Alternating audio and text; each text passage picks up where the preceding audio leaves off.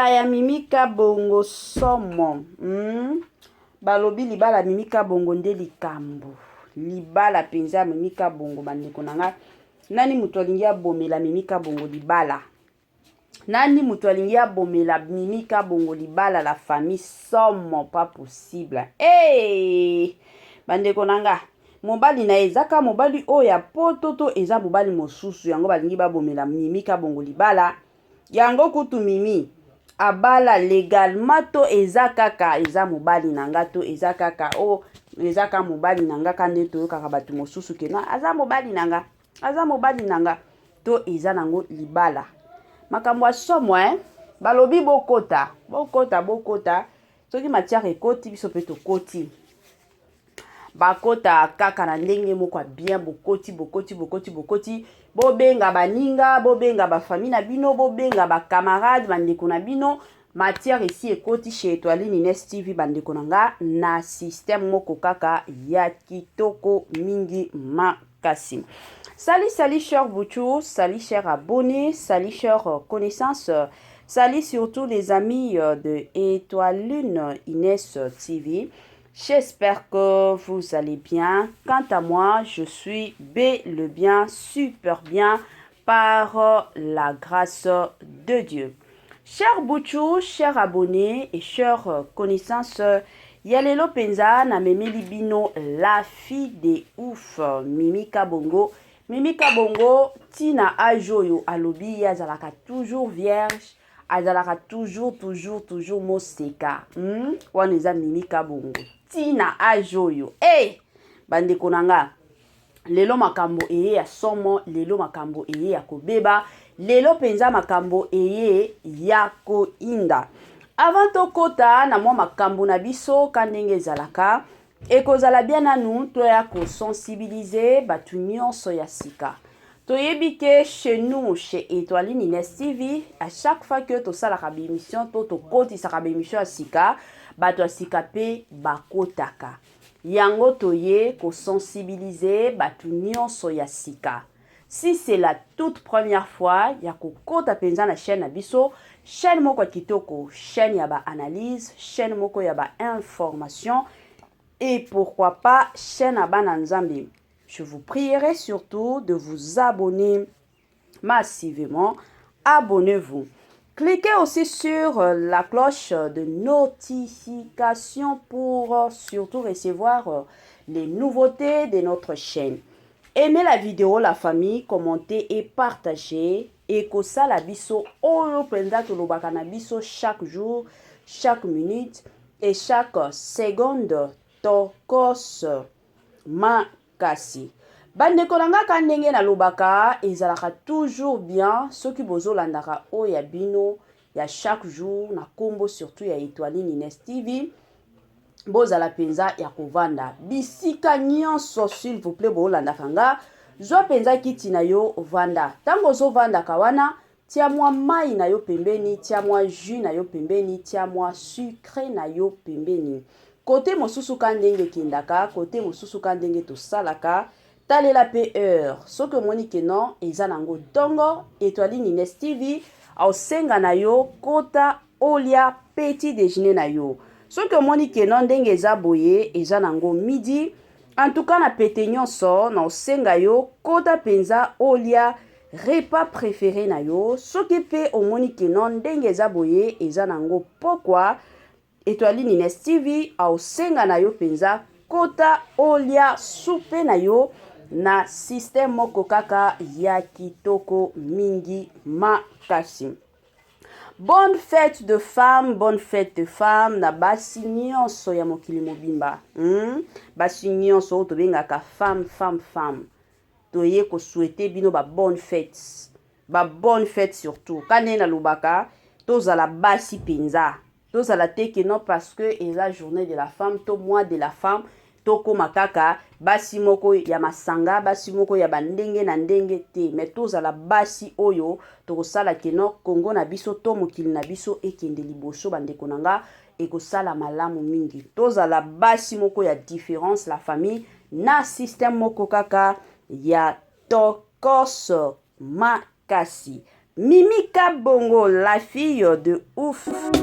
Mamae 2024 Gavker to Yelibino solution. Pour n'a pas problème ya trompe, fibrome, myome, kyste, règle abondante. Gavker to Zalina solution. Yo oyo kota ménopause atana 65 ans na Gavker oko simba moana. Ebongo oyo etali fertilité masculine. Ma papa to bossani binoté, faiblesse sexuelle, éjaculation précoce, insuffisance des spermes, topé agrandissement de pénis. Bossa moi si et kimayo qui mobali etelemaka bien te awa yo kayango etelemi ebongo oyo etali loposo vergeture babengi nduta bouton tache acné Gavker ba produit ya solo teint uniforme na 5 jours ya pamba oteli talendenge bimi kitoko na feti tozali na gamme complet ya kopakola ya injection ya comprimé na ya suppositoire. Yeah. Ozali na problème ya hémorroïde interne topé externe papa maman kaka na 2 jours ya pamba omoni changement total. Pour la maladie ya tension diabète AVC topé obésité lobiko ezali perte de poids sans okota salle de sport kisi ya injection pe comprimé na Gavker bikalibela olingi okima suki pe mandefu ya pembe benga biso na lombango po awa tozali na solution moko durable ba produit na biso nyonso ezali 100% naturel pe esalemi na ba plante na ba industrie ya Angleterre pe Allemagne. Benga biso na numéro oyo plus 44 74 05 65 35 48. Gavker solution ya santé na yo.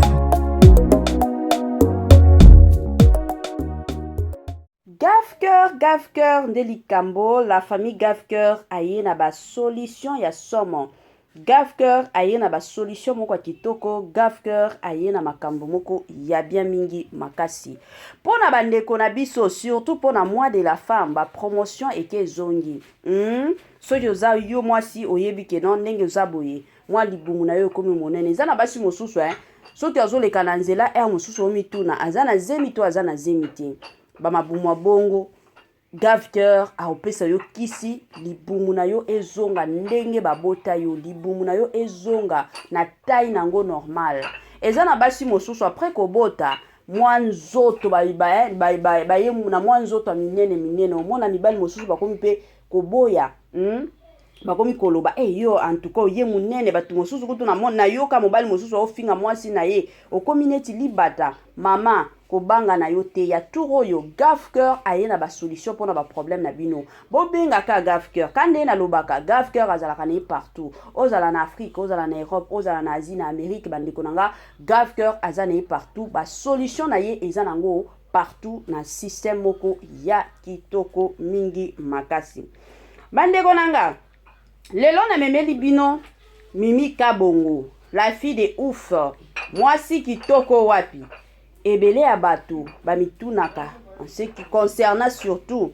libala ya ndeko na biso Mimika Bongo ebele ya bato balingaka bayeba siko libala na ye ekomi ndenge nini pourquoi ti lelo tozelaka libala Mimika Bongo eloko moko te ezolobama te ekomi nini au juste yango mama Etoiline Ines TV aye na ba vérité sur makambo libala ya Mimika Bongo mais na boy nanga kokota kisongi parce que quand ne boyebi naza mwana nzambe kana sala kisongi te na otiela bino mwa audio moko bino moko boyoka plutôt ko loba ya Mimika Bongo tango boko yoka nde tokozonga pona osala kande to sala kana biso banalise na biso mais pour le moment na otikela bino ka audio moko ya ye moko Mimika Bongo azoloba makambo libala na ye tango osilisa koloba en tout cas la famille tokozonga na pete nyonso na kitoko nyonso poto sala analyse bandeko nanga tolanda ba parole ya Mimika Bongo et on se retrouve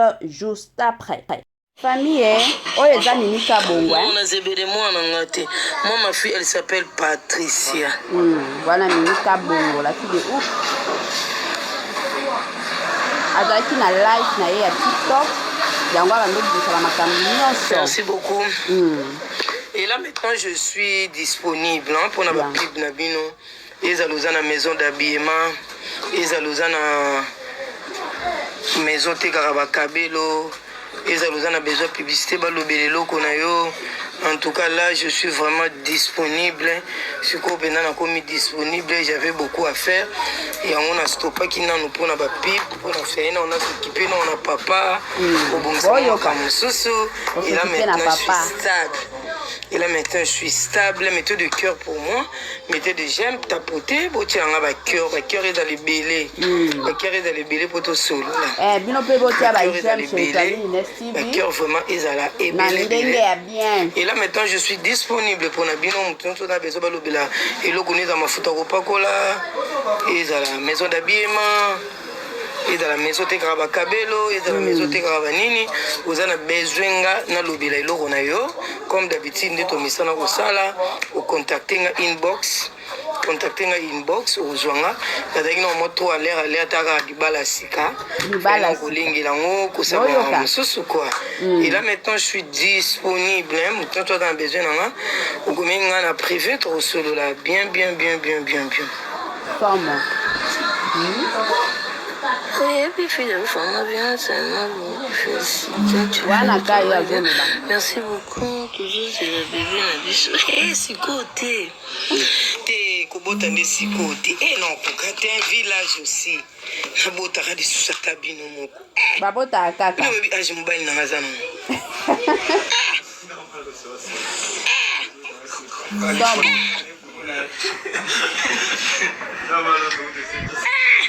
il obi ajumbali na ngaza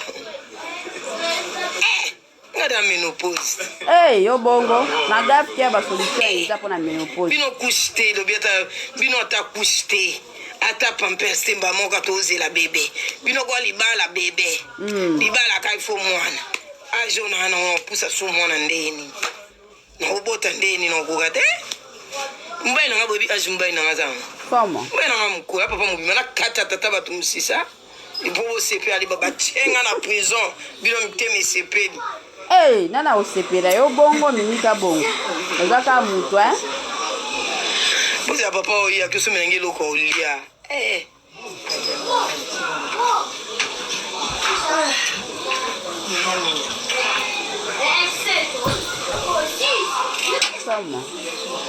merci.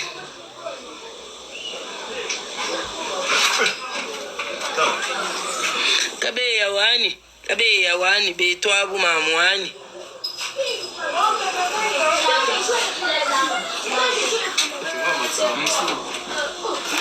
Maman Charlie azopesa yo mbote maman je t'aime aussi. Maman tika nona yeso bon ka so libala nini ajona nango. Ya yesu na maternité maman yimo margué gratos. Babota kaka gratos na bandi suko bota. Babota kaka ya la fille de ouf. Biso ba fia maboke to bota papa mbate. Babota kaka. Babota kaka minika bongo. Yo boya bota. Ata yo moko. Il faut que bota Babota est toujours bien, babota kaka yaya. Non, ça fait rien. Comment ça? Moi je quel âge? Quel âge? Vous se faites dans 8 ans libala na ménopause. Vous félicitez ngano libala Patricia za. Vous félicitez ngano libala botika ngano bakamukia après les mariages il faut na bota. Babota kaka yaya. Ma chérie. Babota kaka yo bongo na kobota, oboya mabota. Merci. Babota kaka. Babota kaka. Botila ngano ba fleur, botila ngano ba cadeau, botila ngano ba ni papa oya, papa so mengelo ko lia. Non, moi mon mari n'habite pas en Europe, n'habite pas en Europe, faut m'baye na vivre na Lubumbashi. Bolanda. M'baye na ngada mona Lushi. Dina voyager bon hôtel Lubumbashi. Donc nous t'en a papa, na gina pe mon asali moi 10 jours, moi 15 jours moi ni na yeki na ki papa pa yi. Comme les autres ça vendredi, samedi, dimanche, lundi ou même mardi na tongo papa.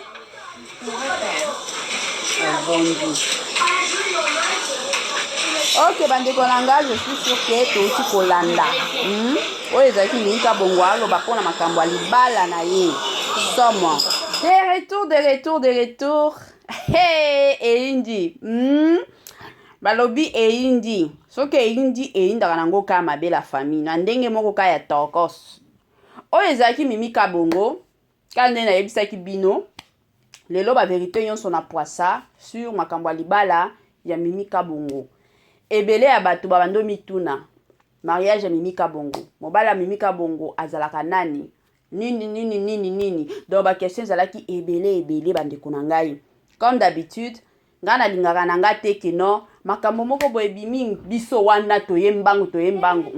Soki toyoki ke muto oloba vérité na monoko na ye, biso pe na côté na biso tokoya pe tolobi bandeko na nga na ndenge moko ya kitoko. Donc ezalaka mwa bongo na système moko ya bien penza mingi makasi. Grand merci nanu na balandi nyonso ya Etoile Nines TV. Grand merci na ba o nyonso surtout balandaka biso. Grand merci plutôt de partout.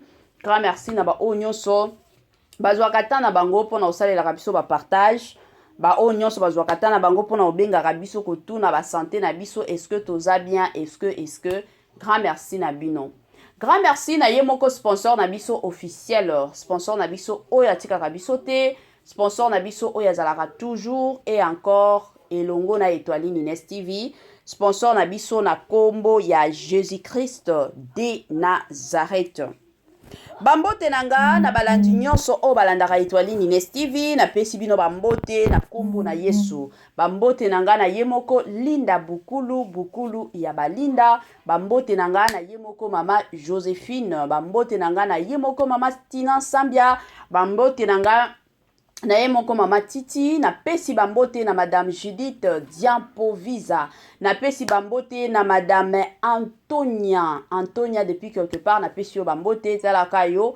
Na pesi bambote na ndeko na biso Makoso. Na pesi yo bambote bisika nyonso landaka Etoile.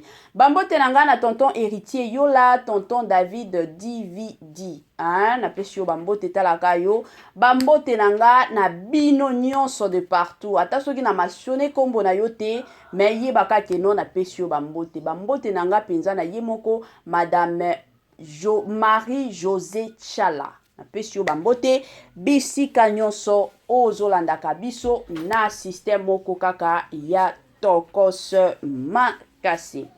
Bandeko nanga tozonga na mwa makambo na biso, tozonga na mwa kosolola na biso, tozonga surtout na sujet na biso o to bando beta masolo po na Mimi Kabongo.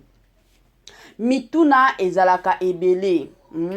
Ebele abatu, je me rappelle na interview moko Mimi Kabongo asala alobaki ke non mobali na ye komba mobali na ye ezalaki Montana Kinunu.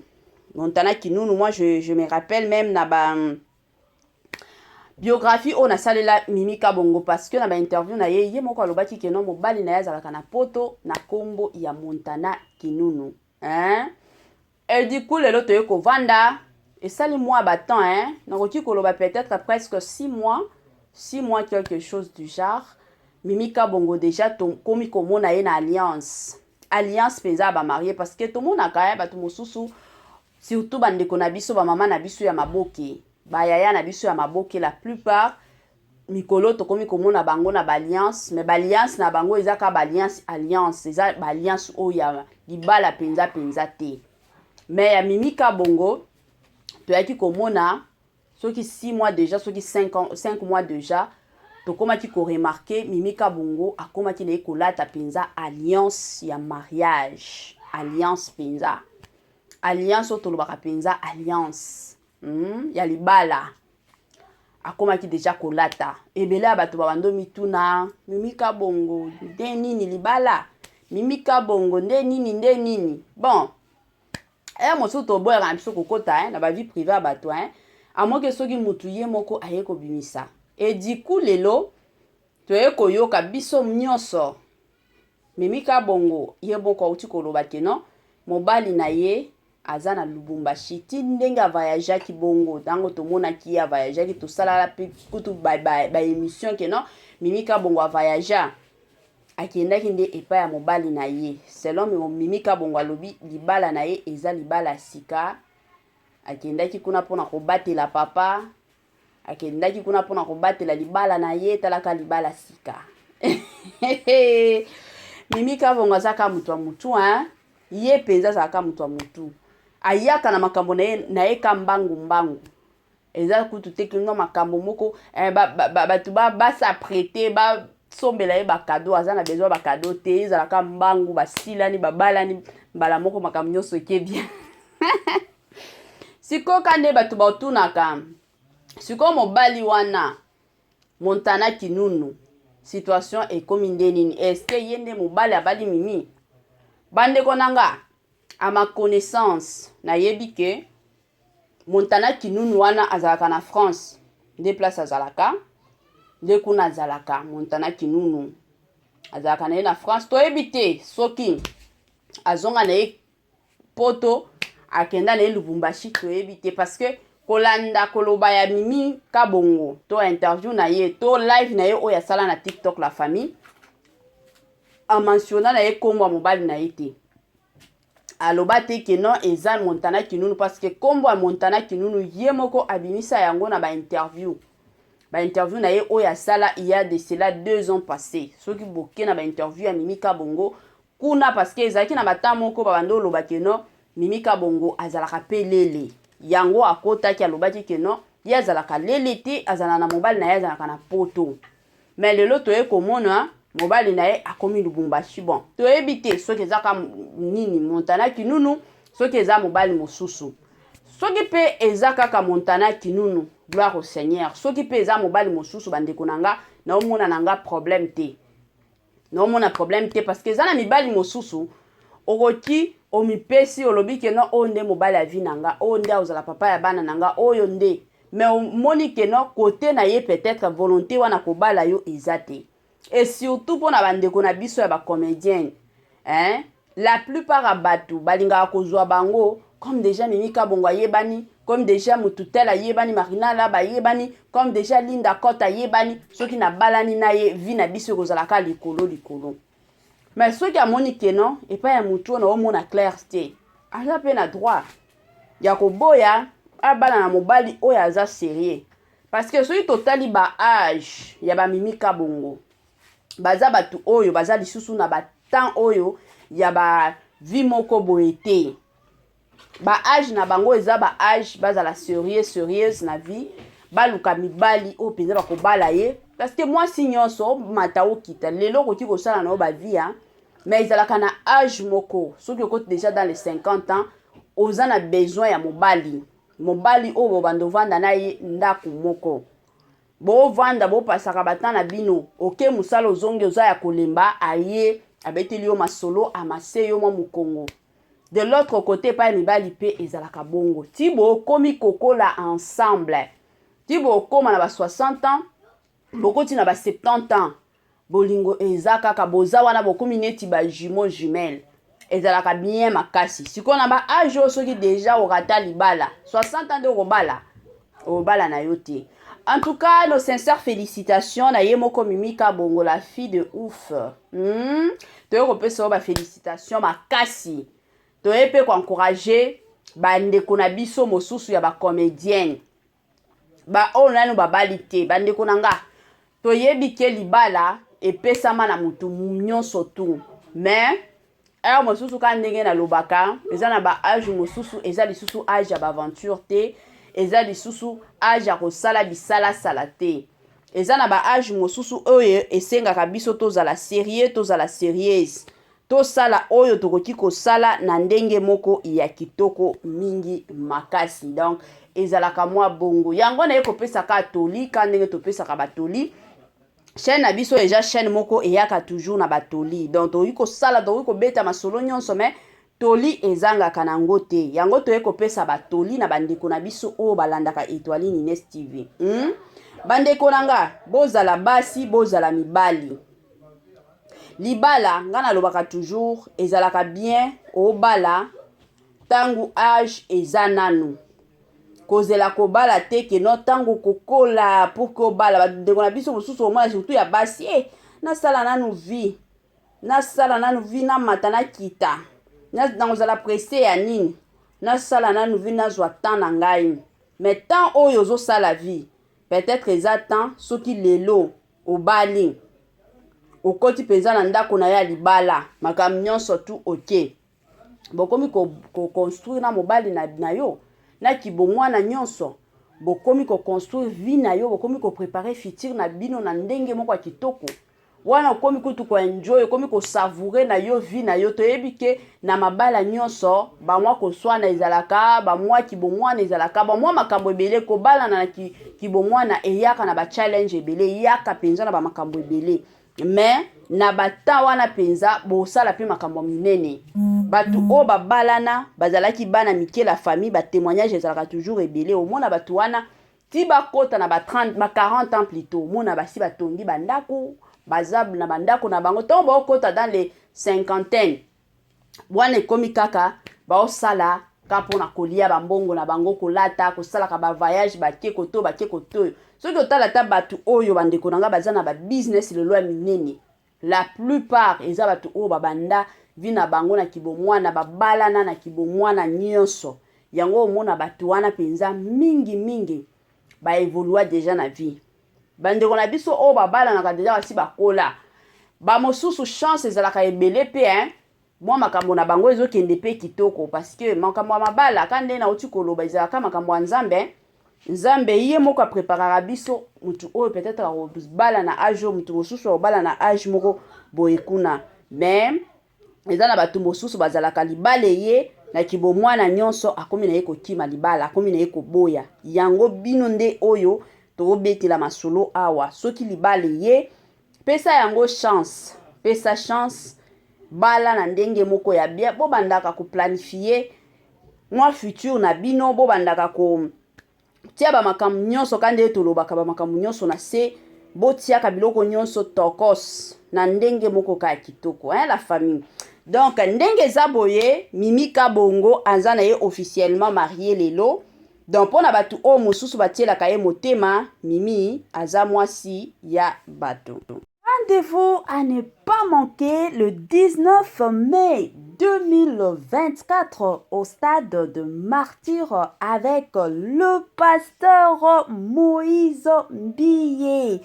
Bienvenue, welcome, karibu kwa wote. L'invitation est cordiale à tout le monde, la famille dans mutu nyonso openza azalaka na posa okota na mozindo ya prière. Rendez-vous le 19 la famille na stade de Martyr avec le pasteur Moïse Mbiye. Jour wana bandeko nanga, adoration sur adoration, louange sur louange. Jour wana batu oyo babelaka, batu oyo bakota ba jeune na ba jeune ba priya ba solution exactement. Jour à le 19 la famille et kozalande somo. Stade des martyrs. Est-ce que vous êtes prêts? Est-ce que vous êtes prêtes? Wana toromona na kaka le 19 mai na stade de martyrs avec le pasteur, le plus grand pasteur surtout de la République démocratique du Congo na stade de martyrs.